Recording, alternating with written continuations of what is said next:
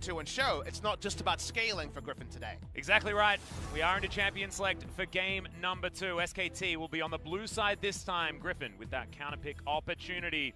See what happens in the draft. Game 1, that was a kind of loss that I think affects you mentally more than a quick 20-minute stomp.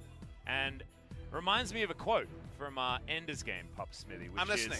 Which is, he didn't only beat him, he made sure he won all the future battles as well. And to mentally destroy someone like that game could have done to SKT certainly is something to contend with, and we'll see whether SKT can bounce back after this devastating. I know fans of League of Legends are hoping that is a theoretical destruction, because SKT have Faker, Mata, they have veterans who should be able to calm down the rest of these rosters. All these players have played hundreds of games of League of Legends, cleared over in the LPL, Teddy on Jin Air. These guys are experienced, so we're hoping they can disregard what, like you say, what can be a very big blow like game number 1. Speaking of big blows, finally the Scion banned away from Griffin. Wanted to see this in game number 1. Spoke about that, but going to be banned away in game number 2. Do SKT have any curveballs? They tried no AD carry comp, and then we weren't convinced they played it out like they should have. I think they need to go back to some bread and butter. Don't opt into any AD carry bans, support bans being opted into, though, by Griffin. And if we go back to the first draft, they'd already locked in Urgot and Victor, champions that both Khan and Faker are very comfortable on. Of course, the Victor on the top side of the map and the Urgot in the mid lane. They could have picked the Draven for the bottom lane at that last pick if they wanted to. Didn't do it. They went for the safe option. Safe option seemed like the absolute worst choice. It's Aatrox going to be the final ban from SKT. Not going to want to pick that one up themselves and not going to let Tarzan have it again. I believe, and I don't have 100% confirmation on this, but I believe it was 006 in game number 1 for the Lissandra. I believe it was 6 kill involves, which would make 90 KDA. So 10 is the number. With no deaths, if Chovy can get to, say, a 5-0-5 scoreline, will be 100 KDA for the first time in pro play. But speaking of, for the first time in pro play, we've seen very little Cassiopeia availability in the meta. Griffin are the only team that never bans it on red side and forces blue side bans. SKT have been panic banning things on blue side a bit in recent series. They've been forced to ban Cassio before. They're going to accept Cassio, a famous pick for Faker in the mid lane, but it's the 3-way flex that makes Cassio strong. And will Teddy go to a non-AD carry again 2 games in a row? Or will Khan feel the confidence to move to a lane oppressive champion like the Cassio? Or will it just be mid lane, as you kind of expect? Yeah, exactly. It was the phase rush mid lane Cassiopeia that came out from Grace last time we saw it, but it was a loss, unfortunately, dealt with by Griffin in their series, but different pedigree of opposition as the Lucian going to be snapped up very quickly, and Jace picked up by Tarzan can certainly be a flex. Even seen Viper been playing it a little bit in the solo queue. Bot lane, jungle, top lane, and mid. 4-way flex for Griffin. I don't think Lahens gets to play it, and certainly not with one hand, like a certain other support that's in this game. So, a certain other support in this game. I wonder who it could be. Hey, Spirit's not in this game. He's weird. Yeah, that's true. But sleight of hand, without being discussed further, Alistar going to just be straight up locked as a power pick in the first round. Mata's just sick of getting banned out. Already, he's suffered 2 bans in the Tahm-Kench and the Thresh, and maybe he's just frustrated. We've seen him do this before. He did it in the Dam1 series, like you called out earlier on. Call it now. Who's playing Jace? Because if you're looking based on who's played the most Jace recently, be top lane for Sword and the Kesper Cup. Yep. I think this could be jungle Jace. That's what you're feeling? Yeah. Choose a role now before. Or top. Well, thankfully the support came in. Yeah, no, I was like, oh, I better get it in before this pickup. Oh, it's Braum. Maybe that's top. Oh, no. You've gone calculated. I think the Griffin, after that victory, maybe it's time to, again, go the other way. They scaled. What about coming in for that good time in the early game? Hey. Well, we'll see what it all means. The Olaf, once again claimed by Clid. I must admit, I think you kind of I led you to that on the cast, but just being clear, I really like the Redemption rush. I think the Redemption second was very confused. Yeah, I like it.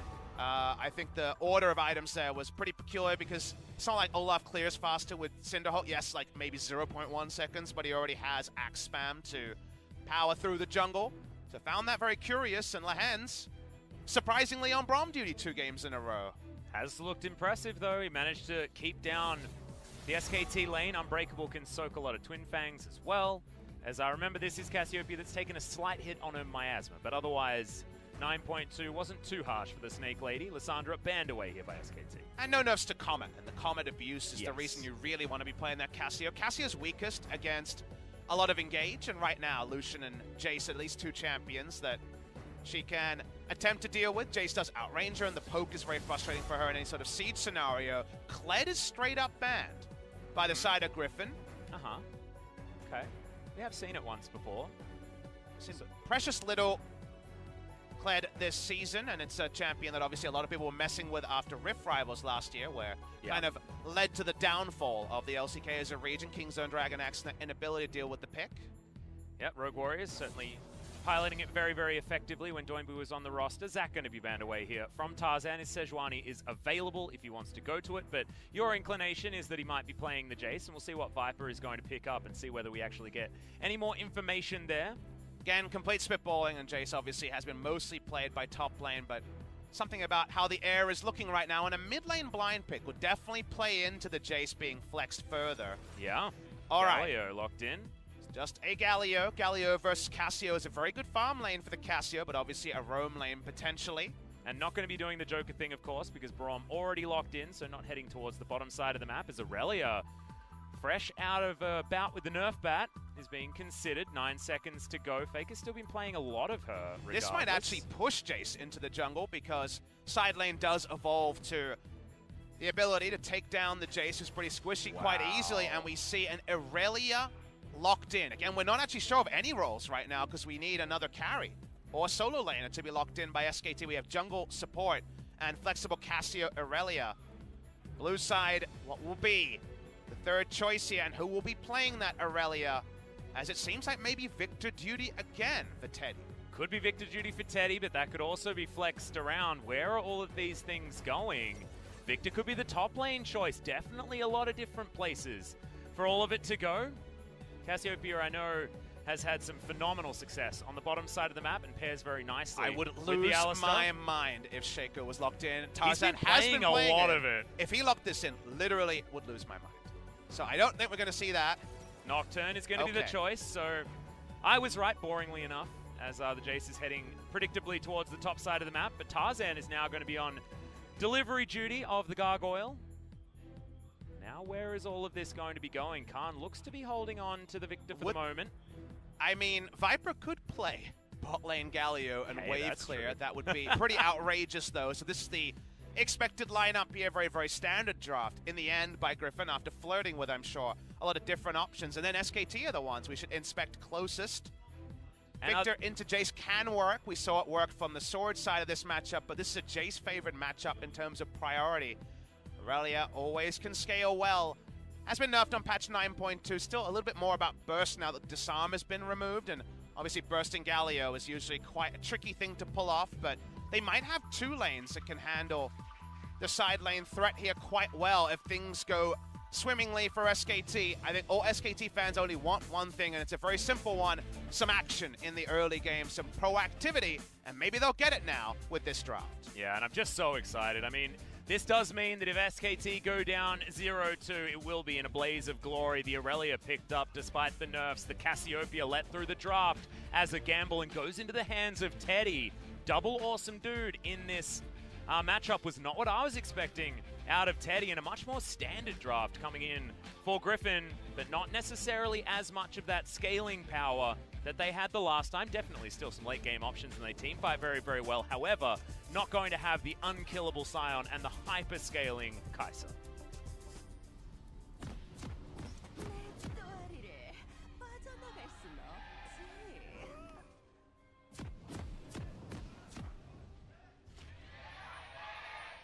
Griffin fans, a bit maniacal at the moment. Very excited after that Game 1 victory. And as we reset, hopefully SKT can do exactly that, because resetting your mental moving into this series, this game, is going to be extraordinarily important for our dream team. This is a squad built to win worlds. And Griffin bucking the trend there because they made no changes. They felt like they were good enough. They certainly look like it so far. So many people wishing they were at Worlds 2018. as Faker taking a bit of a chunk there from Viper, getting his money's worth, as he's taking a Doran's ring. Pop Smithy. This is my friend Rusty, his special on the Ardently Blazing Around on the Lucian. This is something we see on Jhin once in a while, we've seen on other AD carries, but specifically on Jhin, it's a very interesting one where there are some AP scalings on R and the W as well, and does mean your level 1 poke with the Ardent Blaze is very frustrating to see. Would love to pick the brain of Viper. Maybe I'll get a chance after the cast to reach out and ask him about Doran's ring start on the Lucian. Gives you an extra potion, understandably, for that one, and you get the health alongside it, unlike you would if you went for a corrupting potion or something like that. So we'll see what Viper's able to make work here, and whether he continues down the path of the AP. Let's talk about an interesting synergy between Alistar and the Cassiopeia. Now, usually, I was a big fan, and we're talking more about this in the Kesper Cup, where bot lane Cassio was running around everywhere. That's topside. Wow, Sword doing a lot of damage at level 1. Yeah, it does have that corrupting potion running, but Khan's able to even out that matchup.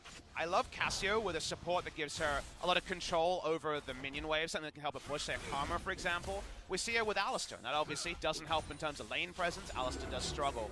Probably the worst level 1 of any support that is currently played in the meta. However, Miasma and a Headbutt Pulverize is a combo that is very reliable on Gauge, and is no counterplay to it at all, basically, given that you are grounded during that impact. So the all-in threat here, if Olaf comes in and a Miasma follows him, holy crap, is a lot of gap close and damage that goes on to the side of Viper and Lehen. So there's some very nice synergies here that haven't been explored at the pro level, with Cassio receiving permaban status for basically the entire 2019 season. Exactly, and I wonder whether that's actually going to translate into having some lane advantages here for SKT on the bottom side of the map, because lane priority is what they've picked for. The Aurelia we've seen banned, as there it is, the combo coming in from Mata, but taking a lot of damage back. And Sword gonna jump on top of Khan. So much bruising going on here at the beginning of this one. Both teams probably understanding that what they needed in the last game was a bit more aggression. And Tarzan still just going for that full clear. The jungler's pretty happy to just go camp to camp. It's another very, very deep clear of the jungle here from Clit. Takes away every one of those dots. Nice thing is, it's a pretty big reset on draft identities, because it's not the Griffin scaling comp versus SKT with pretty narrow win condition and then mismanaging that. This time, Griffin have, obviously, a farming jungler here with the Nocturne. Some pretty strong solo lanes that are largely around the pressure on the top side, and then just how a Nocturne Galio are going to come together. They don't have the same late game scale. Yes, they have an AD carry, and the enemy doesn't, but Lucian has a mid-range combat AD carry. Is kind of similar to Cassiopeia in many ways, and where he's going to be positioned in team fights and how his damage is going to come out. So actually a lot of overlap there, and Cassio has the Baron threat that Victor didn't in game number 1 when it comes to Baron as an objective. SKT have a very real chance to start that. Bot side, though. Yeah, speaking of starting things, Mata has to use that flash to get out of the way. Down to about 100 health as Viper flashes forward. The Ardent Blaze does about 1 billion damage, and they'll get the next stun. Teddy in trouble. The auto attack's coming in. Viper not going to follow up at first blood much earlier, 24 minutes earlier than game 1. And Mata doesn't expect it, because it was 2 points in the Ardent Blaze. He might actually be going AP Lucian. He's definitely going multiple points in the ability. Oh, well, I mean, I've seen it work personally, but it's in a normal game on the Oceanic server, Papa Smithy. I wasn't expecting it here in the LCK, but we saw Jarvan yesterday. Maybe we're going to see more. No points in Q on this all-in. Remember that now. It's E, 1 point, W, 2 points.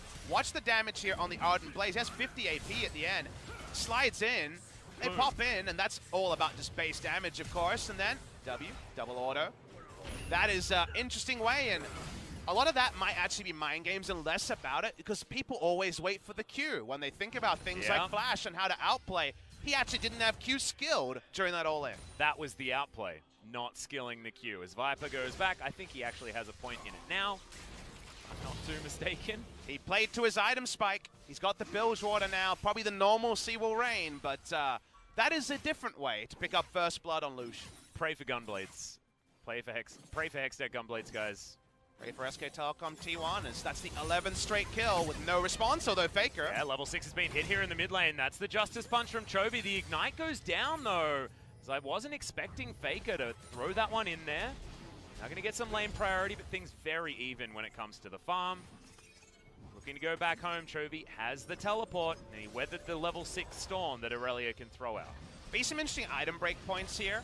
While I love Jace in the lane phase against Victor, when Victor hits kind of 3 items, including an Iceborne Gauntlet, can take Jace in the side lane in some trades.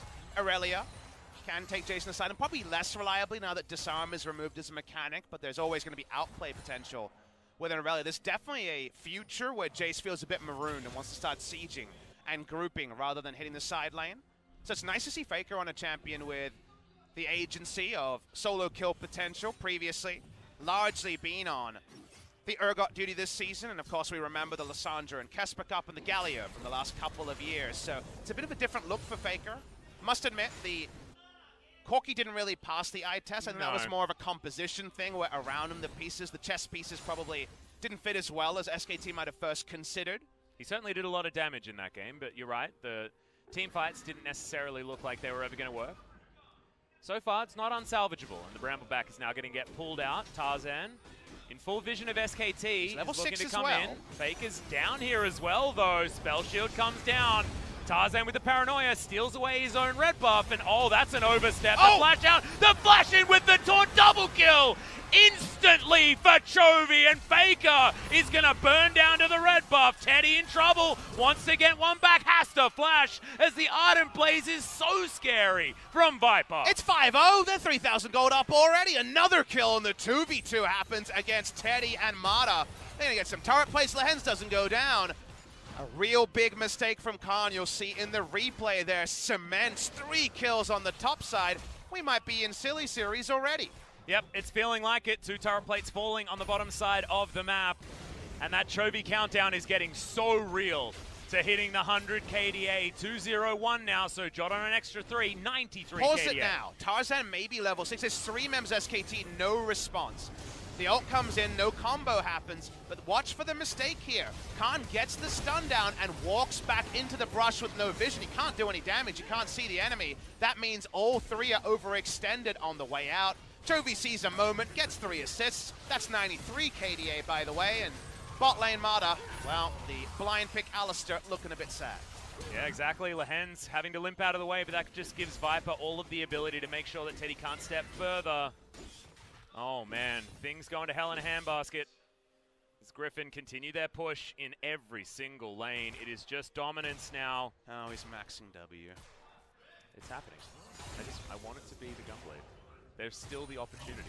This still could be Hybrid Lucian. If it's 15-0, isn't it a mistake not to go the Gunblade? It's mid lane. Yeah, I think so, as Faker's just taking way too much damage here. Tarzan, going to respect him, gets himself out, but that means that Faker has to go home, and he took teleport. He's not going to be back there for a while. Atlas, has there ever been a perfect series? I want to say no, in terms of no deaths on a team in a best of 3. I don't know. I've never seen one. I've never seen it back to back. And you and I have watched just the most games of League of Legends. We have certainly experienced a lot of League of Legends video games. That is entirely true. 9 minutes into game number 2. Questions in the Griffin SKT series I did not expect to be asking.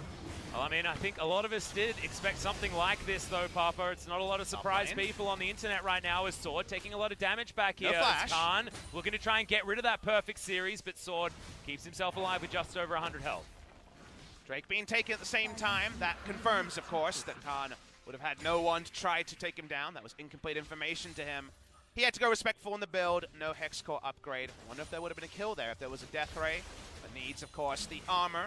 Confirming that he is going to be going for the AP build on the top side of the map as well. Seeing, like you say, the Iceborne Gauntlet being a little bit out of favor the last couple of weeks here in the LCK. A lot of AP builds have been sort of everywhere. Faker still dashing around, has to prep these minions a lot more now that that Q has been nerfed. Certainly the biggest one for Aurelia players. Didn't notice the extra damage all that much, but doesn't kick in really until level 11, where the scaling is much higher on the Vanguard's edge as far as base damage. Faker tends towards the top side. You'll notice on the minimap all the wards placed by Griffin are bot side wards to herald a turret dive. Summon a spell down on Teddy, so it's actually so hard to lane as Cassiopeia when you have enemy Galio who has control ward vision bot side. That means if you're new to competitive play, that the Galio should be able to roam bot side pretty freely, as here's a top side. Yeah, there's the paranoia. Gravity Field's a pretty good one, but the Terrify comes in and Tarzan just eats the victor, and all the turret plates fall on the bottom side of the map. No teleport to come in from the victor. Sword has his. Teddy's going to step up, but what can he actually do here? He saves the turret for the moment, but how much has he really? Because that turret is about to go down, and all the turrets, all the plates have already been taken off. A lot of ands every time we mention a good moment with Griffin. This happens, and this other good thing happens, and that should never happen. It's all about trading sides of the map, not getting something on both sides. But yeah, this is a cake and eat it 2 game, Papa Smithy, and that is not what any of us were expecting from this. And I thought it was going to be a 2-0 for Griffin, don't get me wrong, but I didn't know it was going to be an experience this bad for SKT. I think we all dared to dream, Atlas. I think the correct prediction was 2-0 Griffin based on what we've seen, but based on the maximum of SKT's individual members, of course they can contend. Absolutely. In a best of 3. Seeing those come together in a series has been thin and fast, and not since 2015 summer, my first split with the LCK, has there been a team hilariously ahead of the pack. Griffin look on another level to Korean teams, and right now, anyone who says that Korea is looking weak overall has a viable argument. What is the counterexample apart from Griffin being so noticeably better than anyone else we have? Well, let's see what Sandbox can do on Saturday, Papa got the Smithy. best That's shot. the only thing. They remain undefeated. And Griffin are going to be coming off a 2-0 victory, most likely against SKT. But I guess counting chickens before they've hatched is something that we shouldn't do. 12.5 minutes into this game, Rift Herald was picked up by SKT. Theoretically, not going to be getting a perfect game. You know what the criminal thing is, Atlas? What's that? Again, the game is a bit different, so games look a bit more like a Fiesta now because it's harder to judge. I assume that's a visual bug. No, it wasn't. Interesting. Yeah, all right. Just wandered over and checked to see Strange what the questions we have to ask in this current situation. But the hard thing is the games are all a bit more scruffy because you have less vision, you have to take more risks. We can actually only know regional strength all the way at Rift Rivals, which is a long way from now. We only get to send one team to MSI, so actually understanding fully how strong Korea is as a region, we can definitely have our suspicions, but... Oh, Khan has been waiting here for a long time, but oh, the sweeper this picks could it be the up, moment. but Pulp comes in, there's a One Chaos kill. Storm. They want it, but can they actually Ignite. find it? Lehen's ticking down. Got There's it. the Death Ray. No perfect series coming in for Griffin as Lehen's falls over. Important moment for SKT. It's something after so long having nothing. Viper's top side, we know just outside of vision is the Nocturne. Toby joining as well. Are we going to go for this all-in 3v4? Well, 13.5 minutes means that some turret plates We're actually going. go as there's the paranoia. It's on Namada Heroes. Entrance comes in, but Tarzan had already soloed out the cow. They're looking for more. Teddy goes down. The Olaf follows instantly, and Griffin punished about as hard as you can. And that's Griffin. The punishment is huge. 6 kill involvements now. That's 96 coming in. Oh, man. For the Galio, 4 more kill involvements with no death, and the first ever 100 KDA player. All Faker can do is push through mid lane. Really nice execution from Griffin.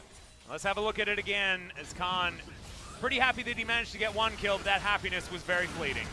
And at the end, you just have to use summoners you hate to see. You have to flash ignite, flash E to kill the damn one person, and then suddenly you don't have a lot of tools to deal with this. Nope. And Chovy, thankfully, managed to get a proto belt onto a couple of people in order to get those assists. It was mostly Tarzan, his sword, taking some damage underneath his turret, trying to turn it onto Faker, who dashes around and is going to secure it. Second kill for SKT in the series. Goes down to that god of the mid lane. See whether he can use that in order to push further forward. Trinity Force is going to be very close, but has to buy a stopwatch on this back. Gonna watch the replay here. This is all about the brush count. There's a nice roam down. Didn't see the map movement here, but well played by Faker and Khan. Again, side lane on Jace is a place where Griffin's comp on paper is vulnerable, but actually now, with a 7,000 gold lead, making this game about people taking down Jace on the side lane is hard because Jace can just group, and SKT are a very mid-range team. Their wave clear is Melee or Victor and Cassio poking waves, so tricky for them to actually accentuate the potential skirmishing advantage of an Aurelia over Jace, and easy for Griffin to try to get over that hump. Well, speaking of getting over the humps, Tarzan, as far as getting past that level 6 mark, he did it with about as much aplomb as you possibly can. Guardian Angel now completed, 3-0 and 3 on the Nocturne, and he is so scary. We saw that demonstrated already as he soloed out his target. After the paranoia, it was Marta, so not necessarily the most difficult to take down after the Unbreakable Will, but Feels like whenever he presses R, there is a gargoyle coming down on top of him, and the kills just rain. Yeah, Olaf, a jungler who is so supremely strong from ahead, but struggles from behind. Gone Cinderhulk again, so no redemption to help with skirmishes, but probably too late. At the 16-minute mark for that to be important, we'll be working on it as a second item. Anyway, SKT have control topside, but there's no objective there, so it's control wards that really don't mean anything. How the game is currently being played, no turret for Sword to overextend for, so he can just back away. The scary thing about having control topside is it feels like SKT have done it just to make up for the fact that their turret was taken already. 2 picked up by Griffin before that 20-minute mark. And yes, there was a charge from Shelly. That was why they put all that vision in there. She wasn't able to take down that top outer turret. And they're just continuing to struggle. And this lead is only growing bigger. 8,000 is what it's ticked to already. As yes, they've got a lot of damage and a lot of power and a lot of power picks here in this draft. With the Olaf and especially the Cassiopeia. This is nerfed Aurelia, a different one is cleared now. Potentially caught out of position. Faker trying to help him. Tarzan in there with his GA. 2-level target lead. They want to go for. 2-level lead for the Nocturne. And remember, jungle experience is down about 25 to 30% on this patch. So coming back without actually getting some skirmishes going, going to be tricky for the Olaf. Just pings level 10, so keeping a bit more manageable. But already, seems like you want to shirk skirmishes as Olaf versus Nocturne. That already, just on paper, sounds real bad. The Jace is grouping, like we mentioned. Galio is picking out minions in the bot lane. Victor's gone for a supremely defensive build. I don't know if I agree with going full Zhonya's. Yes, it means that Nocturne and Galio are less likely to roam to your lane, but you don't have mana sustain here. You have an E upgrade and really not much else. So this is kind of a team-fighting Victor build, and right now actually simulating a team fight when Aurelia is much more interested in hitting the side lane. It's going to be tricky to do. Yeah, I feel like no one wants to simulate a team fight against Griffin. As far as those simulations are concerned, the ones that you win, that number would not be high. I wonder whether anyone can actually make a program of the Griffin team fight probability, because I imagine it would be pretty hard to have a positive win rate against it. Lahen's coming on down to check some vision. Good dodge there from Clid. Uses the Predator to get himself out of the way. And you see why? Griffin are the team who say, yeah, we're not interested in banning Cassiopeia on the red side. So much of the value is in the flex, and right now we're just not convinced in 2 games of Teddy away from what has been SKT's most reliable weapon. They've been so good at playing around Ezreal and these other carries in the bot lane. Now he's on the Cassio, which is a bit different, and even if he's put in 50 games, let's say, which is a lot to put in terms of practice, has he put in 500 games? No, it's just not viable given that the champion is, you know, a month and a half in terms of the bot lane in stature, and you just feel like things aren't as strong. They could never get that all in. The Miasma into headbutt pulverized. The bot lane was ruled by the 2 points in W on the Lucian very, very early, and the shoe on the other foot is just not suiting SKT. We think of Teddy as one of those ruler last bastions of AD carry, and Viper as the Cassio player, and now they're changing skins a bit, but you really are noticing some of the differences. They're swapping clothes, and Viper looks way better in Teddy's clothes by the looks of things. Tarzan happy to invade, and when you're a Nocturne, pre-20 minutes, happy just to stand around in your opponent's jungle, you know that it's a pretty scary game for your opposition as Viper throws out the culling, just to try and soften up the minion wave and the members of SKT that are hanging around the area, and buy space for Tarzan just to ruin Clid's experience in the jungle. SKT from behind are still able to get some map control somewhere important. Now that's in 20 minutes. Baron will be an objective that they are looking to repel. Baron speed decent from Griffin, so something for them to think about. Gonna watch the lane assignment here. TP up on Sword, so he's gonna go bot lane. Then you bring in Galio, and you'd love to group as a 4 with the Galio because he's one of the best people around face checks. Whenever there's a Baron vision mission, whether it's your person going up too far and the hero's entrance to bail them out, or just you put down some wards and sweeping and channel your taunt and zone control, Galio topside is definitely the lane assignment you want. That starts now, and SKT keeping Baron control will be very tricky. Yes. At least it is there for the moment. Tarzan going to spend his time getting this double Mountain Drake, meaning that that next Baron that you're talking about is going to be something extraordinarily difficult for SKT to contend with, because already they've got a lot of damage out of this squad. It's only going to get worse as Khan takes that one to the face. Shock Blast really starting to hurt. Ghost Blade complete. Another serrated Dirk there on top of it. And SKT desperately wanting to try and get Teddy. This blue buff, Winds of War, might actually steal it, and it does. Just a tick of it as well. It's just adding insult to injury as Griffin. You got to zoom out with to this appreciate moves like this, right? The blue contested Jason then. Here's the fight attempt. Yeah, they're going to go for it as the Ragnarok is going to save Clid for the moment. But Griffin, this is what they've done. They just used a zoning engage out of a Nocturne to take down an inner turret, secure the outer one also.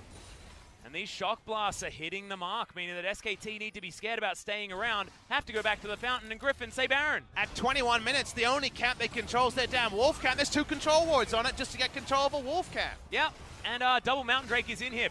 Just to talk about SKT's vision, they do know that this is going on, but what can they damn well do about it? Well, it's now or never you feel like, but Faker's walking up. He's the only one. Baron around 3,000. Teddy doesn't have a lot of mana here either, as they are going to go in there. It will be a 50-50 for Clid. The knock-up comes down, though, and, yep, they're just going to peel away. Sword grabs the Olaf. Okay, Teddy's found one pick on the backline, and Tarzan, relegated to the pit, does get the Baron buff. And now Viper's looking to bounce around this one. Zonya's used by Teddy. Chovy very, very low. It's a double kill coming in now, though, and Griffin do tidy up the messy fight. Griffin played with fire there with the Baron leashed for the longest time. Someone goes down, but it's Sword. Chovy having to flash over the wall.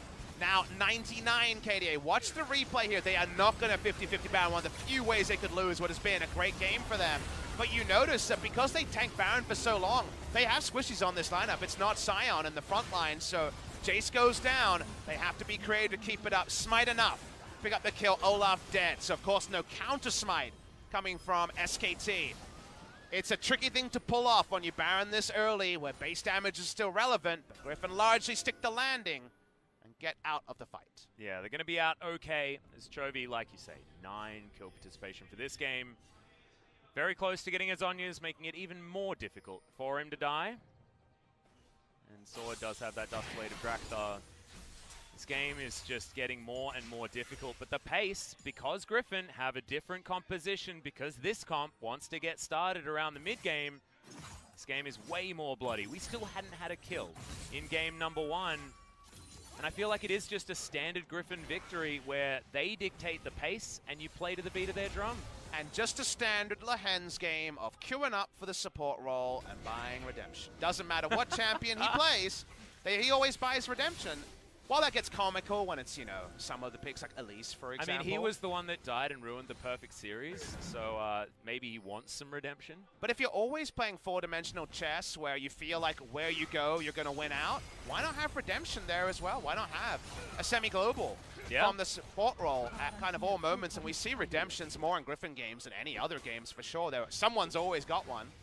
That's someone in this game. As a support. Okay, just going to use the stopwatch as Hero's entrance does come down. Marta with the Unbreakable Will, but Basegate is going to save him for the moment. Not going to fall down just yet, but big buttons on cooldown for Griffin. Anything you can force with how far behind SKT is a mini victory. They're behind 14,000 gold. So even just getting a big teamfight ult is actually probably a bigger win than they should, given how far behind they are. So good move there from SKT. Not going to change the threat that comes in. Jace top, 2 members in the bot lane. The turret HP bar is begging. Yeah, Faker's already half health. I don't know if he can really contend with the all-in onto Jace that we were kind of previewing or table setting earlier. Yeah, doesn't quite have the ignite. Back up off cooldown as Chovy cleans out minions. Better than a Hoover. Thankfully, Teddy does have some wave clear of his own, so the Cassiopeia going to be respected. No one's going to be diving at this point in time just yet. Griffin continue the push. 30 seconds left of this Baron, and they want to be able to break open the base, but thankfully SKT do have a lot of clear. Faker on the top side, a Demolish proc should be enough to actually get rid of this, and it is, as Chovy gets rid of the top inhibitor turret, and all of them falling at once. Tarzan going to be the next one to take down a turret. This inhibitor going to go down as well, most likely, as Faker's doing his best to try and hold on to it, but Griffin are just putting pressure on absolutely everywhere. Bot lane mages go begging when Baron buff is there. No longer does Victor have the mindless wave clear, but they break the base in 2 spots, 1 inhibitor down. It may relent around the second inhibitor being actually completed, but all 3 turrets in 1 fell swoop. Yep. You're the doctor asking the question of SKT as to where it hurts. They'd say everywhere. 6,000 gold power play. That is the advantage in gold, playing by Griffin over the lifetime of this Baron. Just insane. At least some kills went in favor of SKT, but going back to our original point, that is just not what we wanted or expected from this series. Feels like SKT have been playing with a mindset that just does not work out as Viper culls this Mountain Drake because he may as well. He's going to go back home, see whether it's Mercurial Scimitar or what he builds with that Null Magic Mantle. Goes home QSS, so it will be the Mercurials, and building it alongside a Zeal item. Longest game win streak in LCK history as far as I know was 21. So right now, when it comes to LCK games, this will be number 10.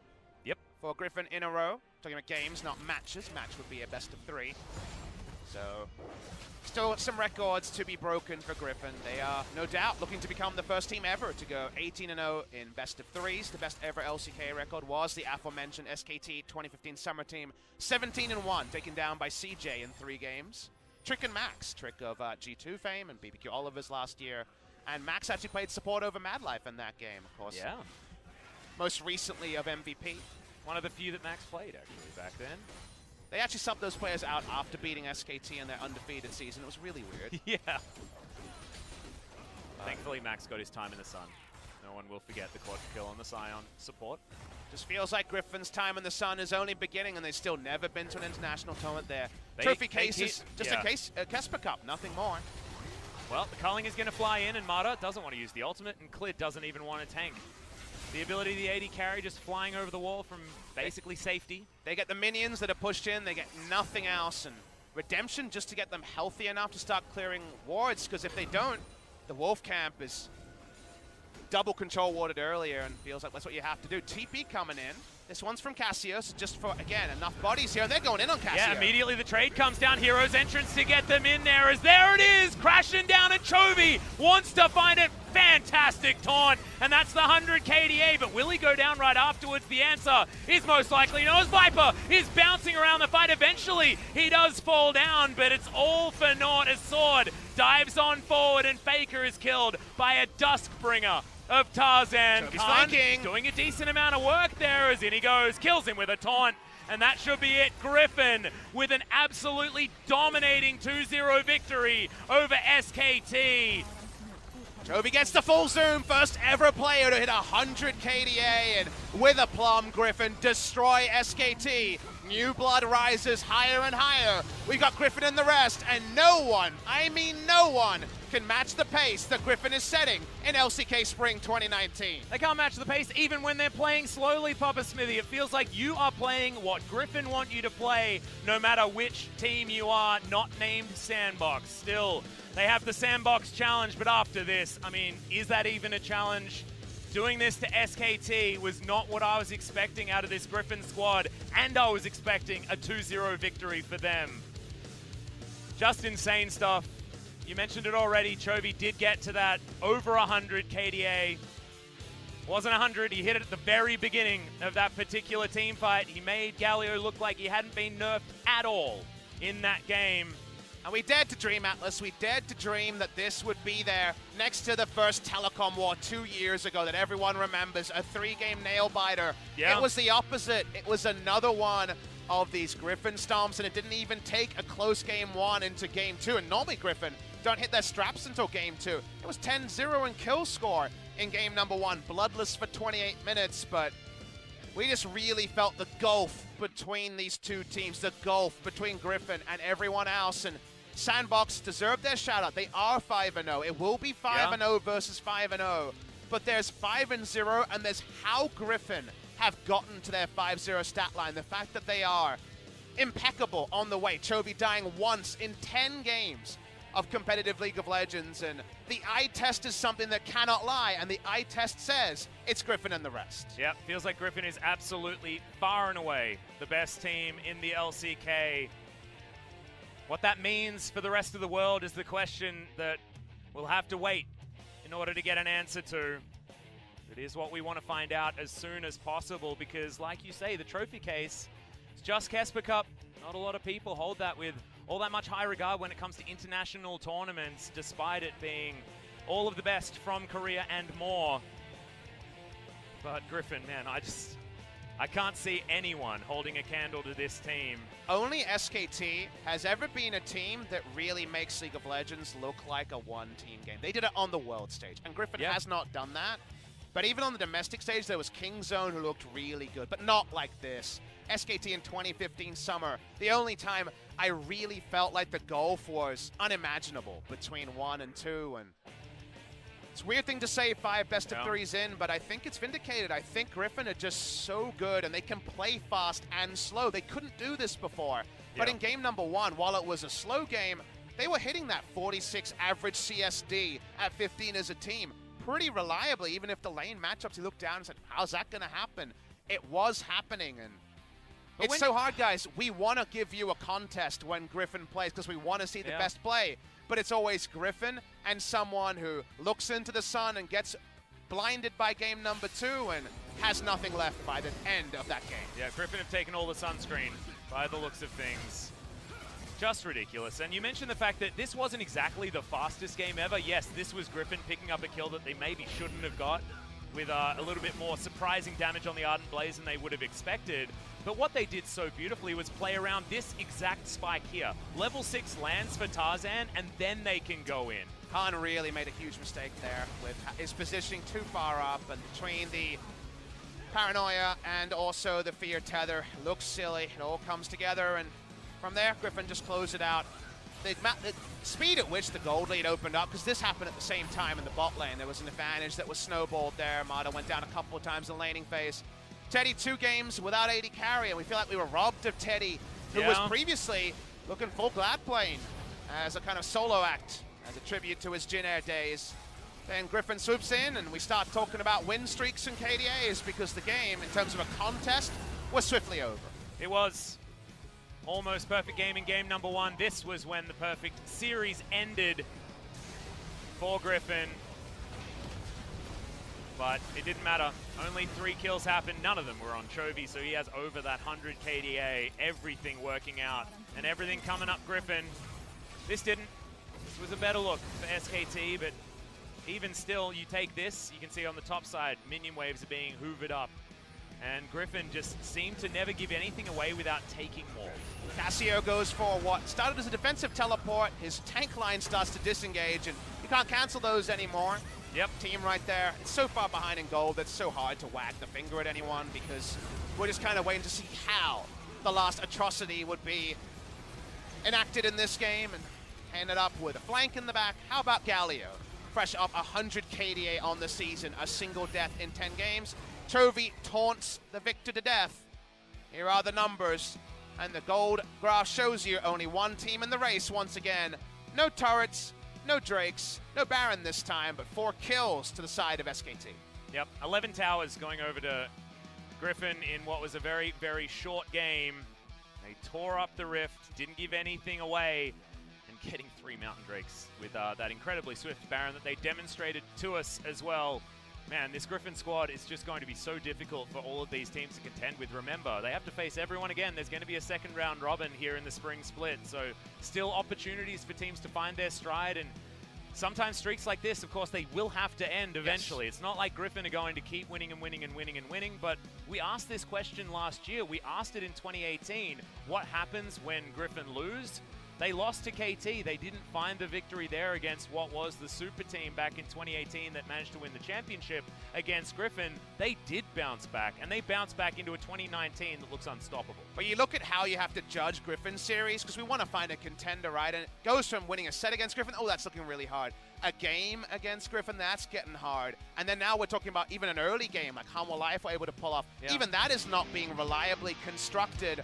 The Hens will win the MVP. We're getting in on it. Everyone's getting an MVP. Yeah, I feel like they're sharing. Griffin. Well, I mean, he did die that one time, but that was it. As this really did set them up for a lot of success on the bottom side of the map. Had a lot to do with that Ardent Blaze doing a bunch of work, however.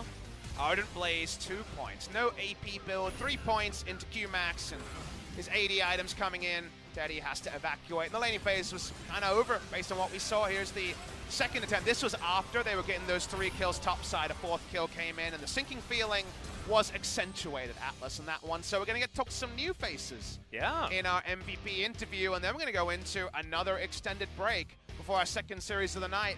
It's bottom of the table. It's KT Genji. Proud names that look at a team like Griffin and look many, many levels. If SKT's a couple of levels away, KT and Genji have many levels to ascend before they get to Griffin's level. Yeah, and you saw that we had a long game in game number 1 of this series. I have a feeling our next series is going to challenge that one just a little bit. And last time Genji took to the Rift against Jin Air, it did not disappoint in the length of series department. So if you just want more League of Legends, damn, do we have a series for you.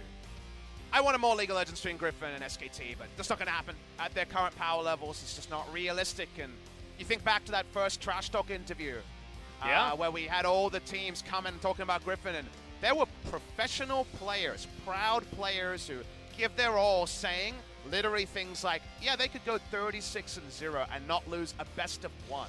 Yep. Can you imagine how they must have been doing in practice, given how damn good they look in actual practice? Yeah, exactly. Well, let's throw it to G-Sun and find out whether we get an answer in the interview. Thank you very much, guys. We're going to be joined by Sword and Lihans from Griffin for the first time of the split.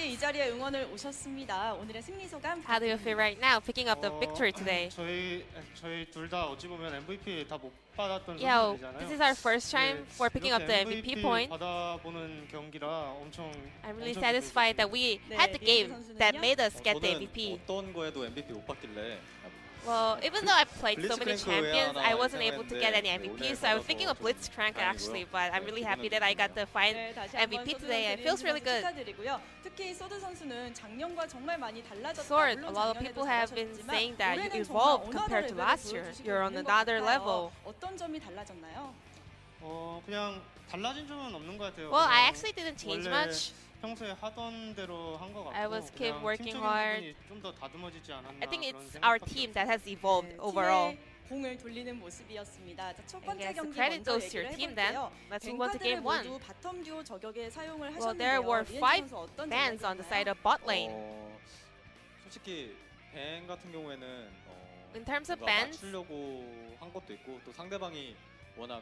well, we want to just get rid of the champions that SK Telecom is good at.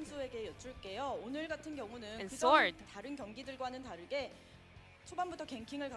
Well, the game was a bit slower, not many early moves.